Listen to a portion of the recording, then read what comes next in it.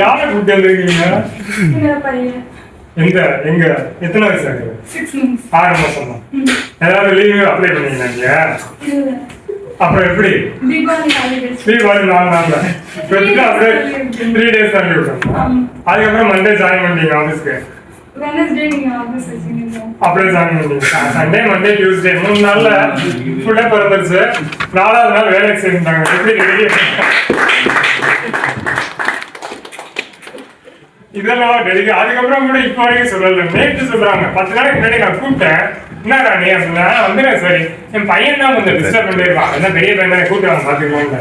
நேற்று மீனா பேசும்போது 6 மாசம் கைகொள் பண்ண நடந்தது. ஒண்ணுமே சுரேஷ் சாருக்கு தெரியுமா? எனக்கு 1 month கழிச்சு நானே நேற்று கேட்கும்போது அவங்க 6 months தெரிஞ்சுனாங்க. ஐயோ நம்மகிட்ட கேட்போமா உங்க குழந்தைதானா நான் யோசிச்சுட்டே இருந்தேன். அப்புறம் கேட்டுட்டேன். அப்புறம் சொல்லிட்டாங்க எனக்கு 1 month கழிச்சு சொன்னாங்க. ஏதோ போய் சொல்றாங்க. ஆனா இந்த சர்ஜரின்னு சொல்லி 3 நாள் லீவ் நீங்க அந்த கேப்பா? இல்ல இல்ல அடுத்த சர்ஜரி சார் டெலிவரிக்கு அப்புறம் நடக்கும் சர்ஜரி. அதுக்கப்புறமா அப்ப இதான் 3 நாள் இல்ல மண்டே தான் லீவ் போட்டேன். அப்படியா?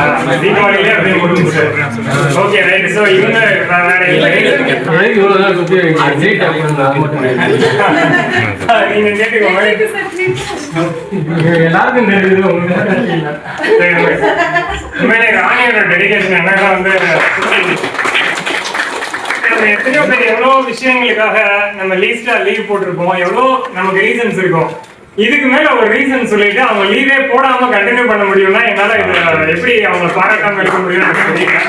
எல்லாருக்குமே ரொம்ப தேங்க்ஸ். ஒரு இதை வந்து பண்றோம்னா அது அவங்கள மட்டும் பண்ண முடியாது. அந்த டீம் இன்க்ளூடிங் ஒரு ஜஸ்ட் ஒரு எல்லாத்துலேயுமே இருக்கவங்க என்னை பொறுத்தவரை என்னோட ஃபேமிலி எனக்கு இது ரொம்ப சப்போர்ட் பண்ணுது. ஃபேமிலி இல்லாமல் நான் இவ்வளோ தூரம் ஒரு ஒர்க்கை வந்து மார்னிங் ஆரம்பிச்சு நைட் வரை ஒர்க் பண்ண முடியாது.